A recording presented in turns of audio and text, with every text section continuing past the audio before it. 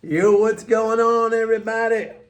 Check it out. Check out the guns. It is Thursday, October 24th. We had a mixed day today.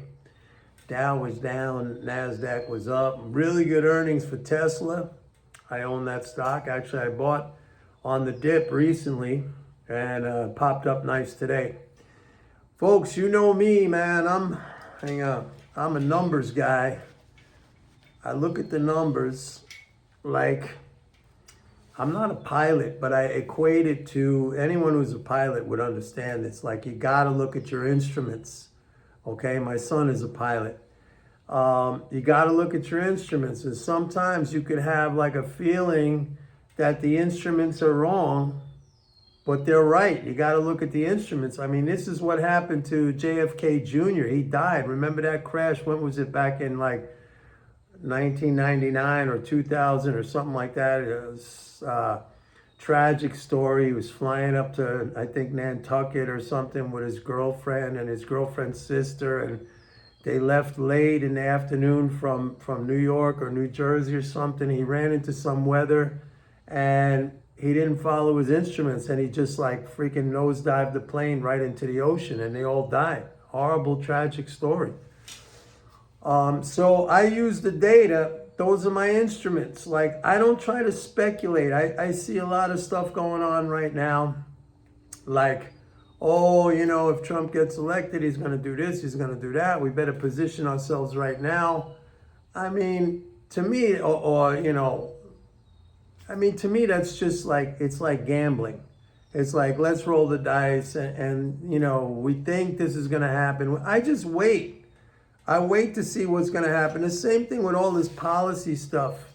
I wait to see what's proposed and what's passed, either by Congress or by a presidential executive order or something like that. Why jump in front of that? Okay, you might get lucky and you might have called it right out of luck, just saying, I think this is going to happen. He's talking about this. And, well, fine, that's great. But I mean, do I really need to take that chance? I just wait, because they tell you what they're going to do.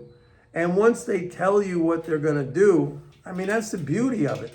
Once they tell you what they're going to do, if you understand the impact of that, the economic impact of that, you strategize. You come up with a strategy, right?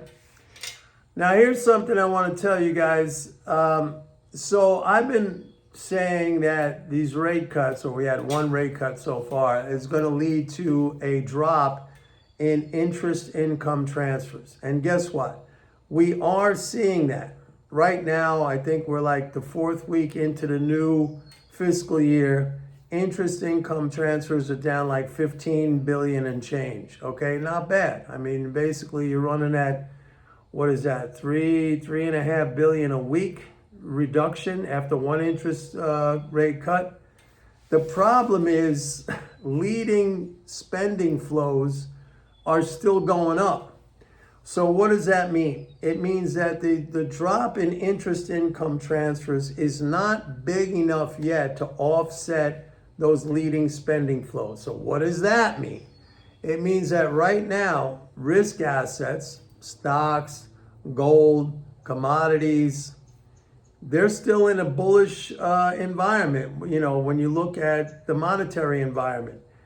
So this is kind of like, to me, what was happening in the fourth quarter of 2022. The Fed had been raising interest rates since March of that year. We went March, April, May, June, July, August, September, October. And I was saying that we're going to reach an inflection back then. Even if you go look at my videos back then, I said we're going to reach an inflection point where the rate increases were going to lead to interest income transfers into the economy that would offset the negative impact of the rate increases. And the negative impact, basically, we're talking about discounted cash, future cash flow. Okay, financial analysts use this formula. I happen to think the formula is not a good formula, because it's kind of like it doesn't factor in the interest income transfers that lead to higher incomes. Again, it only looks at like the liability side, okay?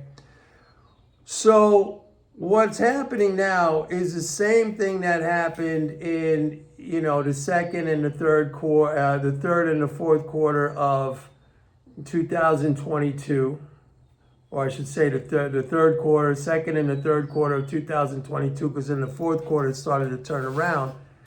That we reached that inflection point, and that was October 2022. I think it was October 22nd. I think I remember the exact date, and I called it on that day. I said, that's the bottom in the stock market. You got to go in. But stocks were going down through that period because you had this negative interest rate hike impact, discounted forward cash flow and stuff like that. So what I was saying to you guys, that we're going to see interest income transfers go down, we're seeing that. Like, that is happening, okay? It's just not happening in a magnitude that is yet to drag down the leading spending flows. That's going to happen. It just means it's going to take a little bit more time. On a separate issue, I also think, because it's very interesting, when you look at sentiment indicators, I look every week at the weekly AAII, Weekly Sentiment Survey. That's the American Association of Individual Investors. They put that online, late on Wednesday. I get it early Thursday morning. And we have seen, there's one metric in there that I think is pretty interesting. That's the bull-bear spread. You take bullish consensus, you subtract bearish consensus. What is that spread? That spread has been positive for 50 of the last 51 weeks. All right? You got to go back to 2003 to end of 2003 into 2004 to see a streak of that long. So we are now right on the cusp, and their data goes all the way back until the I believe it's the 80s, or it could be the late 80s, early 90s, something like that. I have the whole database. We're about to break that. Okay, one more positive week will set a new record in that bull-bear spread. So what does that mean? Basically, it means that, bullish sentiment has been unshakable pretty much for a year straight. We've never seen that before, okay? You've had periods of bullish sentiment, and then they've been interrupted by some bearish sentiment, and then they go back to, we've had streaks, 17 weeks, 26 weeks, 30 weeks even. We never had, and this is going to be 51 weeks I'm sorry, 51 out of 52 weeks. All right. We had one small negative print on that bull-bear spread. I forget when it was. It might have been back in May or something like that. It was very minor. It was like a minus 2 or something really small. But other than that, 50 out of the last 51 weeks has been positive. Frankly, I think this has to do with the election. All right, and in this sense, all right, let me just explain this. I think the election is going to change people's heads, and I'm not saying that's going to be necessarily a correct emotional or sentiment reading of what's going on, but something tells me that something might change after the election. I don't know what it is. I'm voting for Trump. I hope Trump gets in. I like what he's talking about right now. But something tells me that this entrenched bullish leaning, which has been in place now for 50 of the last 51 weeks, and really, you could just call it 51 weeks, because that 1 week that was down, it was like a brief 1 week thing. It was a very small negative in that bull bear. I don't know, I just think, let me know if you think the same or if you disagree, but I think something sentiment, perspective, whatever you want to call it, is going to change after the election. I don't know why. I'm just saying, like, it seems like there needs to be a catalyst. Now, even though I said that, if you look at the put-call ratio, I mean, that's not very low. And normally a low, if it's low, you would say that it's very high bullish sentiment in the options market. And that typically indicates a top in the market, at least, some sort of a correction. It's not that low. I mean, I track the 10-day average of the put-call ratio. I track the 20-day average of the put-call ratio. I mean, they've come down. It's come down with the rally. I think they're all of them in like the 0.80 kind of area, but it's been way lower than that historically when we've seen like major market peaks. So like, yeah, there's a lot of weird stuff going on right now, but what I follow primarily is what I've been telling you guys. Like, I look at the flows because I always say that is the first derivative of economic activity. And right now the leading flows are very strong. Yes, interest income transfers are going down, which is what I said would happen, okay? But they haven't dropped enough to offset those leading spending flows. And until we start to see that turn around and go down, you got a positive environment for risk assets. All right, so what does that mean? It means you keep buying the dips. You keep buying the dips in stocks. You keep buying the dips in gold for now.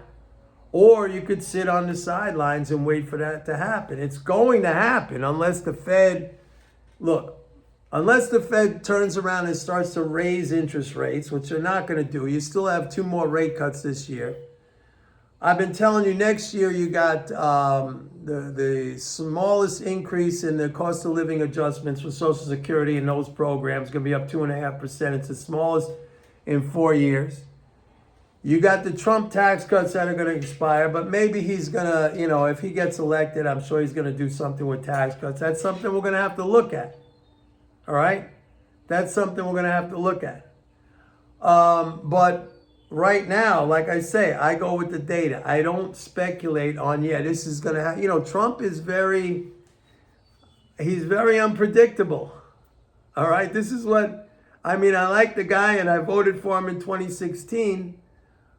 But what bothered me in his term there, in his one and only term, and maybe he'll get a second one now, is that he didn't do a lot of things that he said he was going to do.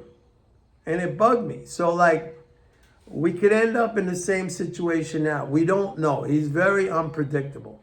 I'm going to vote for him. I hope he wins. I think he is going to win because, she's like, forget about it. And we'll see what happens. But me personally, I'm not telling you not to go ahead and speculate on what, he's going to do this, he's going to do that. I just don't do it.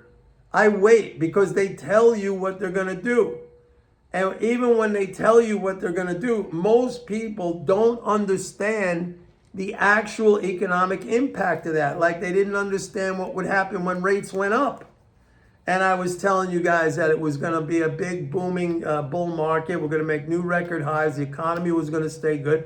And I've been telling you guys with the rate cuts, you're going to see reduced interest income transfers, which is exactly what's happening. It just hasn't reached that inflection point yet.